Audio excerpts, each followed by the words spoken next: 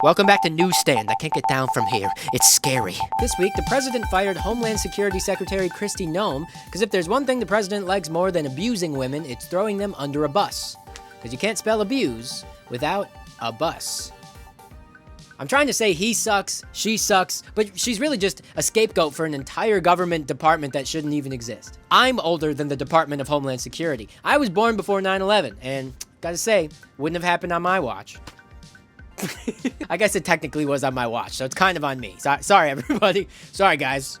The president said he's nominating Republican Senator Markwayne Mullin as her replacement. He's the guy that tried to rip away Representative Al Green's protest sign during the State of the Union. He's also the guy who tried to fight the president of the Teamsters Union during a hearing before Bernie Sanders had to break up their verbal jabs at each other. But now the Teamsters guy is kind of praising Markwayne, saying that he'll protect America. And Bernie Sanders' response to all this was, quote, "This man is flip-flopping more than your foot at the beach. Me, personally, I wear my New Balances at the beach. I don't like sand in my toes."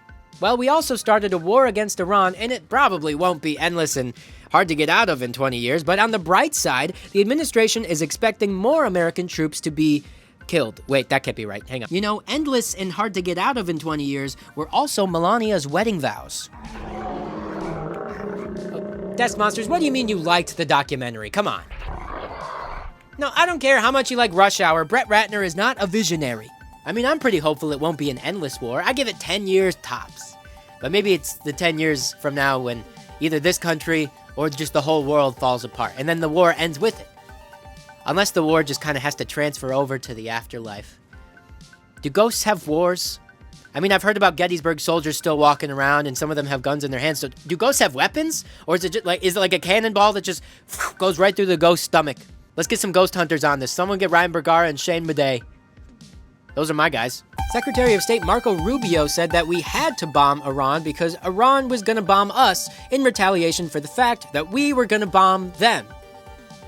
It's a real chicken and egg situation.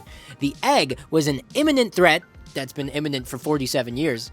Don't Google, hey, what does imminent mean? It's definitely that. The egg was an imminent threat out of that chicken's cloaca, so we bombed the capital and killed at least 1,000 civilians, including 150 girls in an elementary school. Fucking terrible. A Marine veteran protested the war in Iran during a committee hearing. Security broke his hand as they tried to remove him, and Republican Senator Tim Sheehy from Montana joined security to remove him. The veteran shouted things such as, "No one wants to fight for Israel." And of course, no U.S. Republican senator is going to sit by and let someone disparage the country he serves. Last weekend, after the initial attack by the U.S. and Israel, other allies like Spain had to make a public statement that they provided no assistance of any kind, absolutely none. Oh, I'm sorry, I misspoke. Spain provided no assistance of any kind. Absolutely none. Now, is that the best joke ever? No. But if Spain hadn't sent Christopher Columbus's aimless ass over here, maybe none of this would be happening. And I wouldn't be making fun of how you pronounce S's. So, Spain, I think you gotta take a little bit of the blame here. You're at least partly responsible. After Iran's retaliatory strikes hit Israel, apparently there were reports that director Quentin Tarantino might have been killed, but he was confirmed alive. Luckily, Hollywood has insurance on prolific directors such as Tarantino, so even if something did happen to him and he had to go to a hospital, they would foot the bill. Launching bombs at Tarantino. Man, even Iran is like, don't disparage Matthew Lillard's name ever again. That's still relevant, right? Last week, former President Biden was flying out of D.C., but his flight was delayed, so he just hung out with all the other passengers. I mean, I guess there are worse people to get stuck on a flight with than a relatively quiet old man. We've all seen the videos of the dudes taking down their guitars from the carry-on compartment and singing Christian rock. Nobody wants that. Hey, y'all, we're stuck here just like you guys, so we thought we'd put a little spirit into Spirit Airlines. Our God is a bussin' yacht, he loves Joe Rogan endorsed products. A little callback for those of you who have been watching for a few months. After Paramount's likely acquisition of Warner Brothers, these guys are about to own like every major television and media network and all our personal data and our medical data, just everything. Their next acquisition is rumored to be a normal smile. But yeah, Larry and David Ellison will be shaping all of our narratives and owning all of our personal and medical data. They even own my IBS diagnosis, which was meant to be a secret. I bet they're looking at it right now, laughing at me and my sensitive intestines, laughing with those billion-dollar smiles.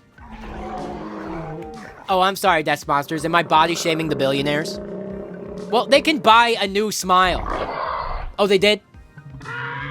Well, fine. They can get a new one off of one of our faces, John Travolta, Nick Cage style. It's a face-off! That's a line from the movie, right? If they wanted to, they could literally watch you through your phone right now. They probably are. Hi, Larry. Hi, David.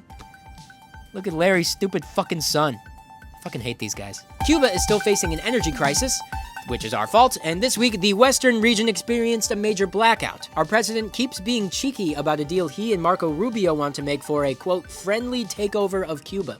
Oh yeah, we're being real friendly. Our sanctions and our embargoes on Cuba are like a hug, and we're just squeezing our friend real hard. Squeezing and squeezing until they can't breathe and they black out.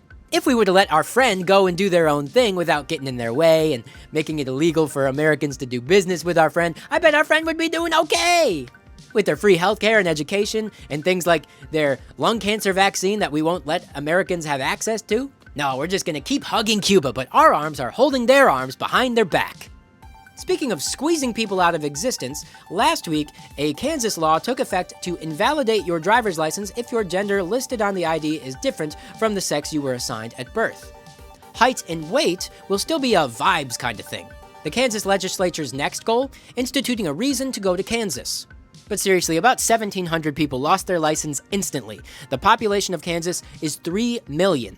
Trans people make up about 0.00056% of Kansas. There are more animals in any major zoo in Kansas than there are trans people in Kansas. Now, trans people and Bruce the otter at the Topeka Zoo are equally as permitted to drive in the state of Kansas. Hey, Kansas, you really rooted out all of the working people's issues with this one. It's what everyone's been asking for. Hey, I can't afford to live anywhere and my medicine's too expensive. You know what the problem is? And hey, let me speak directly to Bruce the otter at the Topeka Zoo right now. Where are you at? I haven't heard a peep out of you denouncing this. All I see you doing is lounging in your water with your belly out. But let's stand that belly up and speak out for what's right. Oh, but I'm Bruce. I want to drive. Other people... You are complicit. You need to stand up for your fellow Kanzanians, or whatever you call them. Oh, I'm Bruce. I'm an otter. I get to drive now. No, you need to stand up for what's right, Bruce the otter. What do you mean I'm being anti-animal? Oh, really? This is the cause you're choosing to speak up for right now, for otters to be able to drive? Not now, Death Monsters. This has been another episode of Newsstand.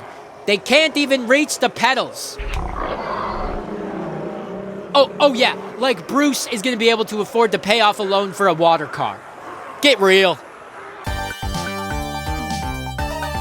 He's the same guy who actively tried to fight the president. I'm burping. Responsible. I feel like I sound more like Sylvester the cat. Let's do the Christian rock thing really quick. It's going to be a short episode. God, I hope that's true.